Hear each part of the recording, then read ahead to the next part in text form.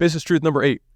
You need to know what inputs and outputs your money-making system are, broken down to the absolute smallest action, and that way you can crank the hell out of it. If we want to invest in a company, we come in, and a lot of times, right, like we're in like the diligence part of the deal cycle, and I say, okay, so you've got 5 sales guys, and you're spending $5,000 a day on ads. That's your primary way of getting leads. Why aren't we spending $50,000 a day? I just asked the question, like, why? Like, what stops us from spending $50,000 a day? And then a number of things will come up. And then the question is, how solvable are those things? Now, if they say, well, whenever we spend more money, our ROAS goes down, I'd be like, okay, I would see that as your ads suck. Great. If they say, we can't handle the call volume, then I'd be like, oh, you don't know how to hire, recruit, and train salespeople. Cool.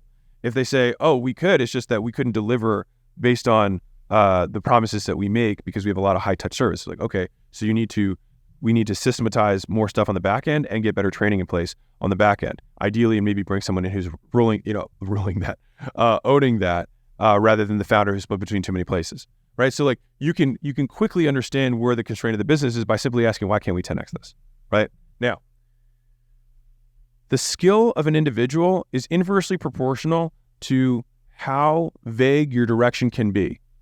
So let me explain. So if someone comes to me and says, hey, Alex, I have this product, can you promote it? I have no marketing department, can you just promote it? He can just say that, or she can just say that, and I will know everything else that means. At the absolute lowest level, if you say that to a 5-year-old, you'd be like, okay, so this is what promotion means. And there's all these different ways we can promote.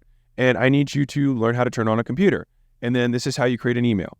And this is how you'd have to go step by step by step. And so the more vague your direction, the more skilled the individuals you need to have in order to do it, which, by the way, is why smart people is a great investment, because it's actually more efficient from a communication perspective. I can say, hey, John, fix churn. And I can just say fix churn, and he knows all the subtasks underneath of it. But over time, it's valuable for you as the entrepreneur to know as much of that dirt as you can, so you can level check and say, how good is this person? They really doing their job, et cetera. Now, let's go to advertising as a simple example. Actually, let's use the example I had earlier. So we had 3 different problems that I presented. I said, why can't we 10x this thing? So the first version of the problem was their ads suck. And I say, okay, you can't scale your ROAS there. So it's not just that their ads suck, the TAM could be bad, as in like they could be a local market and you can't 10x your ad spend from 5,000 to 50,000 a day because there's just not that many people in the local market. But assuming that that's not the case and it's just that their ads suck, then I say, okay, walk me through the process of how you make ads.